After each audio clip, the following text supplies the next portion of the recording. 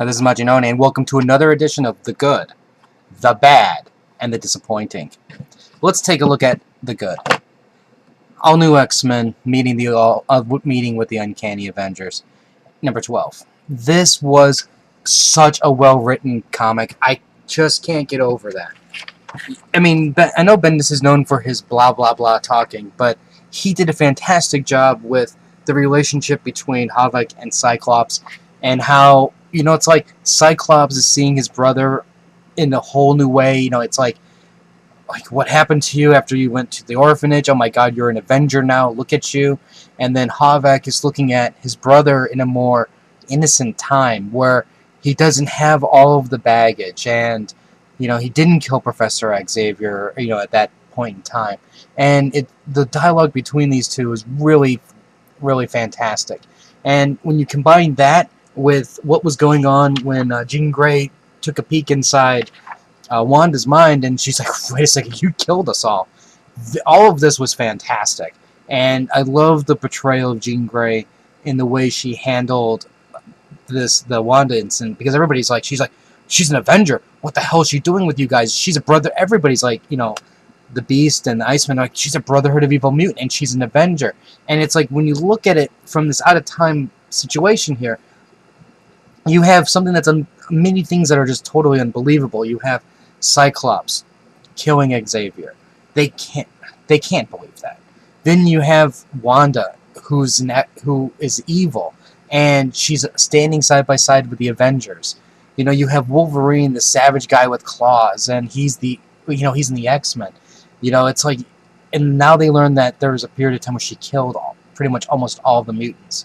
And when you look at the pieces, it's got to be like this amazing time for us to witness, but for them it's got to be horrific. And Bendis is doing such a great job at the way he's planting his little seeds everywhere about how they're reacting, their dialogue, and it's great. I mean, the part here with Mystique and Sabretooth and Mastermind, that's just extra stuff that's going on in the background.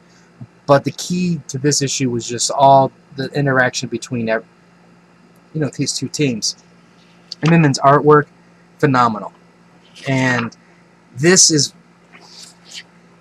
in a way one, I guess you can say, a prime example of how to tell a story, how to craft a story in a very interesting and a unique way, combining that with great art. I guarantee you, with 1,010% guarantee, if this was the Justice League meets the JLA type thing, this would have been a disaster.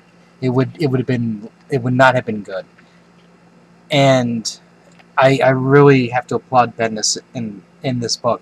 I mean, I was one of the I admit, I was one of the few that said, this book is going to suck. Why do I want to see old X-Men in the present time?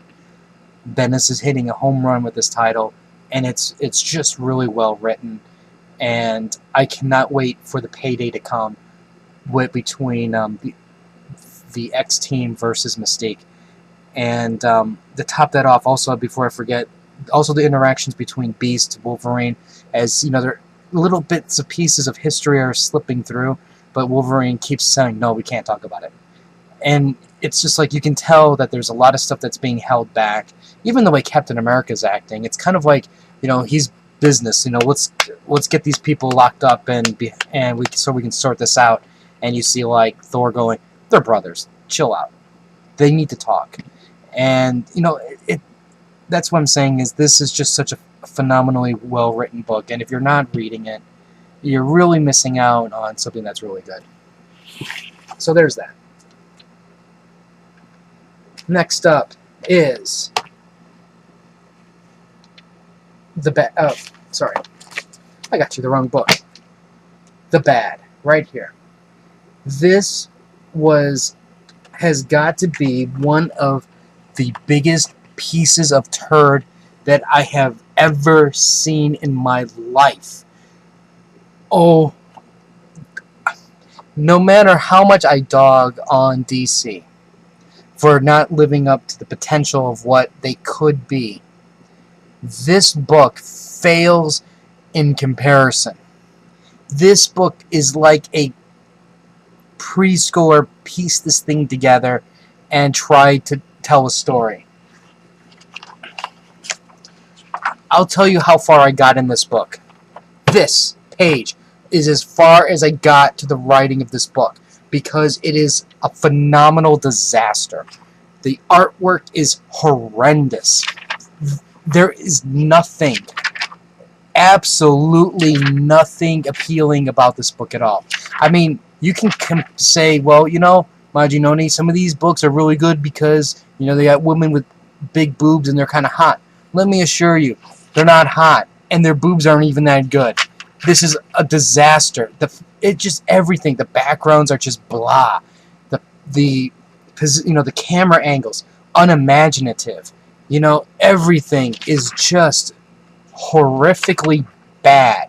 And I even checked the names to make sure I didn't know anybody before I went into this rant. Because let me tell you something. The very bad, the comic book the bad comic book that I spank bad comic books with won't even touch this book. That's how bad it is. Because it's a horrible... Look at this sequence here. Oh, it's in the middle of the night and something evil has awakened me. And I'm going to get up and stand there and then walk. And all of a sudden I got swords and I teleport outside. Really? Are you kidding me? This is the best thing that you could do.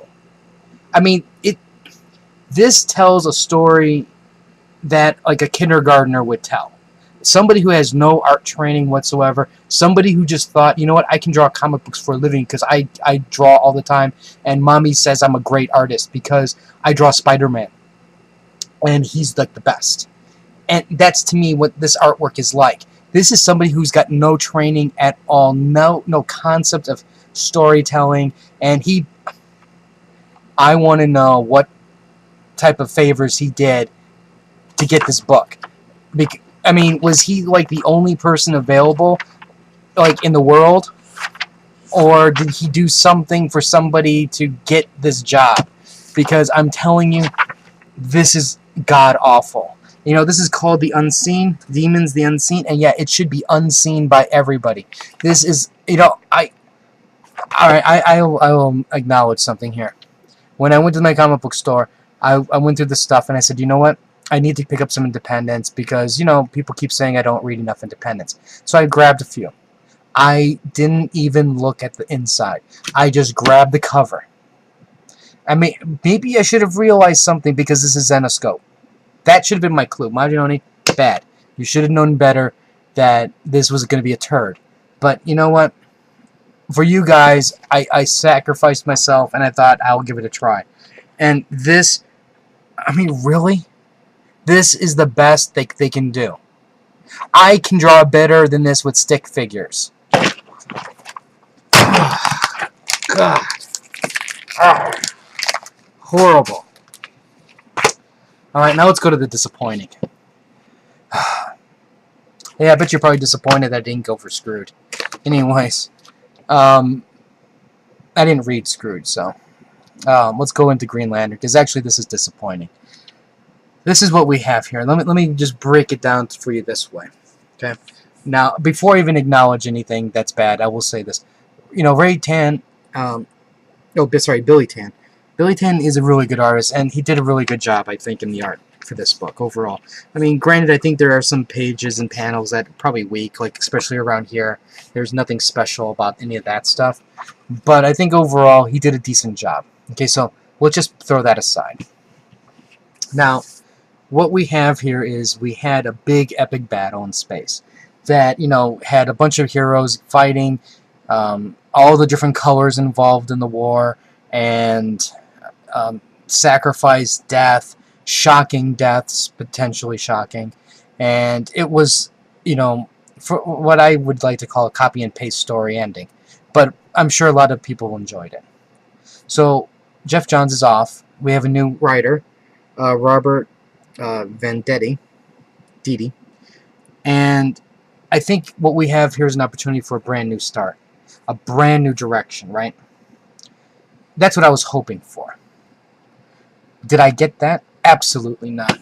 Why Let me ask you, as a comic book reader, why should I expect something new? Why should I expect something original, something innovative, when old and mediocre will still sell a book and you don't have to put any thought or attention into what you're doing? Let me explain why now.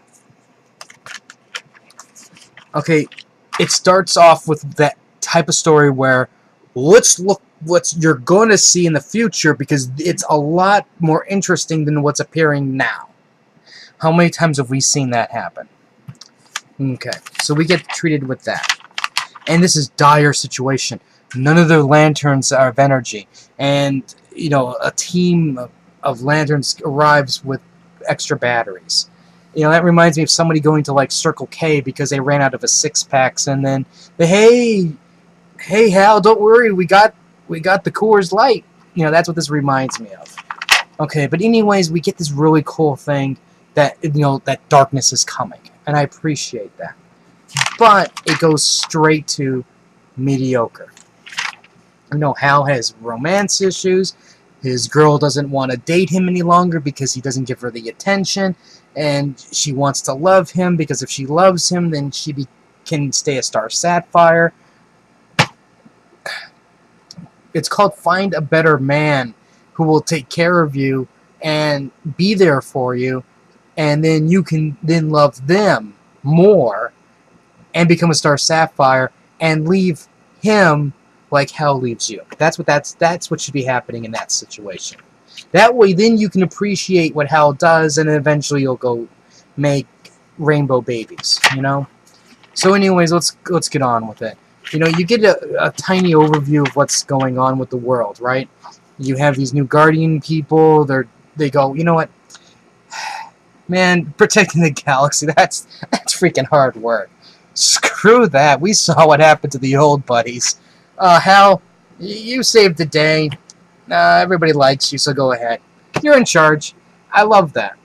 It's like, how can you make Hal Jordan in charge of the Green Lantern Corps when he's in the Justice League? He spends most of his time on Earth. If he doesn't spend his time on Earth, then what are you going to do? Make him spend time in space and he's never going to appear in the Justice League?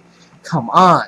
You know, Hal Jordan can't also be the leader of the Green Lanterns because the Green Lanterns don't even respect Hal for the most part because he's some Earth monkey. And yeah, that's what they've called these people, you know, Earthlings. So it's not a racist thing. It's an alien thing. Now, you have all the dead lanterns, so Hal, you know, is that rebel. He releases all those rings out into space, and then, oh boy, we get the Orange Lantern's attack. Really? You know what? I don't want to see any more colored lanterns for a long time. Because that's all we saw was just lantern. And then it's like, is there even a reason to have the Orange Lantern to attack other than he wants it all and now's a great time because they're defenseless? I mean, at what point does that... How many times do we see this type of thing? I guess if you really like the Orange Lantern, hey, he's playing it to character. He's perfect because that's what he does. He's greedy. And I acknowledge that. But let me challenge you for just a second. Just for the briefest of moments, wouldn't you rather see something else? A new threat looming in the galaxy? Something that maybe we haven't seen before or we haven't seen in like the past 10 years? Would that be too much to ask for? Or do you have to go back to the well because you know that if you throw in an orange color, it's going to generate sales? And that's my problem with this. It's not challenging. You know, I don't understand why they keep regurgitating these types of stories. You know, like if it's not the Orange Lanterns, then it's the Red Lanterns. And if it's not the Red Lanterns, it's Sinestro and the Sinestro Corps. You know, it's like, no, you were all allies for a period of time. Let's let that be. Shove the excess off the plate. He has his own series coming out soon. You know, that mini thing, I think. Let him shine there. And show us something new, something fresh, something original. You know, kind of like what you were doing at the beginning here. And I know I dogged it, but I'm just saying is at least it's what I'm saying is that it's a new, from what we can see, it's something fresh in the sense that there's a different villain. It's a villain that, you know, I'm hoping he doesn't have a yellow ring, because that's what it almost looks like. But anyways, from there, you have to ask yourself, Maginoni, I haven't seen anything that really makes me not want to get this.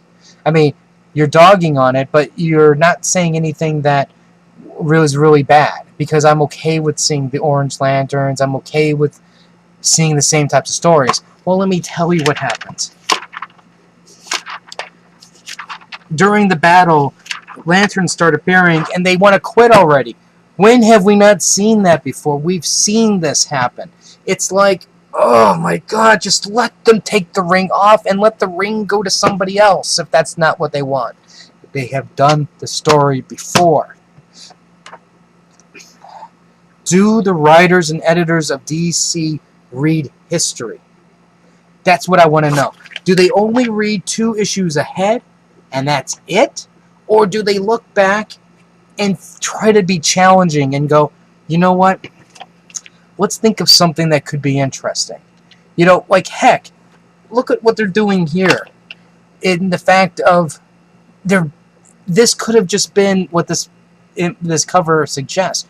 But Bendis turned it into a very interesting dialogue between characters. You know, let's look at the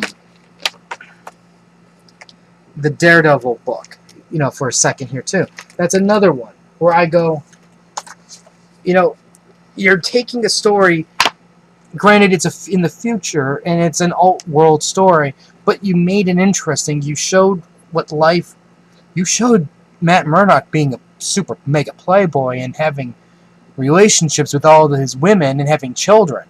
And the ending where you finally learn what Mad One is, or whatever that name was, it was actually a good ending. You know, it's challenging. It took an existing concept and it changed it for something new. Because I can tell you this, I guarantee you most of the people, as they were reading it, were expecting one thing. I mean, I suspected something was up, but most people would be going, you know what, I think I know what I'm going to see. And while they gave it to you in a different way. And I applaud that. I mean, heck, even this made interesting, because granted, it's Terminus and he's not like the greatest villain of all time, but I guarantee you there's a moment in time in this where you go, what the hell did I just see? And that's my point, is DC just doesn't know how to... I think I've said my piece over and over again. You know my feelings.